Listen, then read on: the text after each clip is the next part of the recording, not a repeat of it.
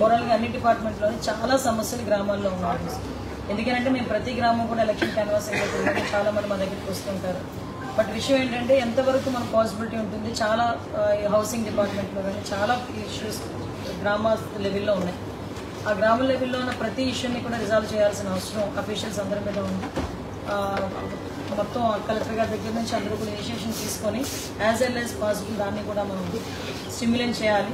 దీనన్నిటికీ కూడా ఒకసారి ఒక రివ్యూ కార్యక్రమాన్ని ఏర్పాటు చేసుకొని రివ్యూ కార్యక్రమాలు ఇవన్నీ కూడా కొంచెం డీటెయిల్గా ఇన్డెప్త్గా వెళ్ళి గ్రామంలో జరిగే ప్రతి ఇష్యూ గురించి కూడా మేము మాట్లాడడం జరుగుతుంది. ప్రతి ఎమ్మెల్యేస్ని కూడా ఎమ్మెల్యేస్ అందరితో పాటు కూర్చొని ఎమ్మెల్యేస్ అందరూ వాళ్ళ తాలూకా ఒపీనియన్స్ కూడా తీసుకొని ఇక్కడ ఉన్న ఎంపీ గారి ఒపీనియన్ కూడా తీసుకొని ఓవరాల్గా ఒక రివ్యూకు కూర్చుంటాం మేము అందరం కూడా. ఎందుకంటే ఈరోజు ఇప్పటికీ కూడా ఒకసారి ఇరిగేషన్ గురించి మాట్లాడాలనుకుంటే ఇరిగేషన్ అఫీషియల్స్ చాలా మట్టుకు ఈవెన్ వర్క్లు కూడా జరగదు. చాలా ఎగ్జాంపుల్ నా నియోజకవర్గమే కాదు, గ్రోయిన్స్ లేక వాటర్ అంతా సముద్రంలో కలిసిపోయి ఎక్కడ కూడా గ్రోయిన్స్ లేక ఇప్పటికీ కూడా ఇరిగేషన్కి సంబంధించి వ్యవసాయానికి నీరు లేక ఇబ్బంది పడుతున్నారు. ఉదయం వచ్చేటప్పుడు వ్యవసాయానికి సంబంధించిన విత్తనాలన్నీ వచ్చేసింది మేడం, మేము డిస్ట్రిబ్యూట్ చేస్తామని చెప్పారు. ఓకే, బాగానే ఉంది, కానీ వాటర్ ఎక్కడి నుంచి వచ్చింది, వాటర్ మనం ఎలా రిస్టోర్ చేసాం? సో ఇలాంటి చిన్న చిన్న ఇష్యూస్ అన్నీ ఉన్నాయి. ఆ ఇష్యూస్ అన్నింటినీ కూడా రిస్టోర్ చేసుకోవాలి. ఒకటేంటంటే ఫస్ట్ డే నుంచే మేమైతే చాలా క్లియర్గా అఫీషియల్స్ అందరితో పాటు కోఆపరేటివ్గా వెళ్దామనే ఉద్దేశంతోనే మేము ఉన్నాం.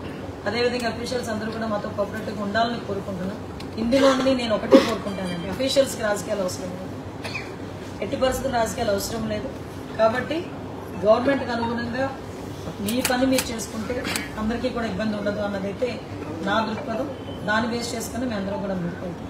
అట్ ద సేమ్ టైం చాలామంది పోలీస్ వ్యవస్థకు సంబంధించి కూడా మనం చూసుకుంటే గంజాయి స్మగ్లింగ్ అన్నది చాలా హెవీగా జరుగుతుంది. ముఖ్యంగా గంజాయి రాష్ట్రంలో ఎక్కడైనా దొరికింది అంటే దానికి మూలం ఎక్కడ దొరుకుతుంది అంటే మళ్ళీ మన విశాఖ జిల్లా వైపు వేరు చూపించే పరిస్థితి వచ్చింది. ఈరోజు అరకు పాడేరు నుంచి కానీ నర్సీపట్నం నుంచి కానీ గంజాయి అన్నది ఎక్కువగా రవాణా అవుతుంది అన్నది చాలా ఎక్కువగా జరుగుతుంది.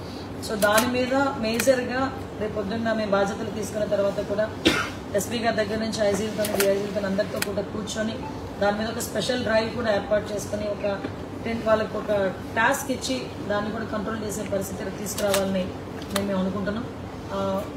అన్ని స్టిమ్యులేట్ అవుతాయి. కాకపోతే నేను ఒకటే కోరుకుంటున్నా, కొంత టైం ఇవ్వండి, బ్రీతింగ్ స్పేస్ ఇవ్వండి. అన్నీ కూడా ఒక 15 days to 1 month అన్నీ కూడా స్ట్రీమ్లైన్లోకి వస్తాయి డెఫినెట్గా. డిపార్ట్మెంట్ వాళ్ళు కూడా అందరూ కూడా సహకరించాలి. ఒకటి మాత్రం చెప్తున్నానండి, మళ్ళీ చెప్తున్నా, ఇంతకు ముందులాగా ఎవరో ఫోన్ చేస్తే కేసు పెట్టమండి, ఎవరో ఫోన్ చేస్తే కౌంటర్ కేసు పెట్టమండి, ఇవన్నీ వద్దు.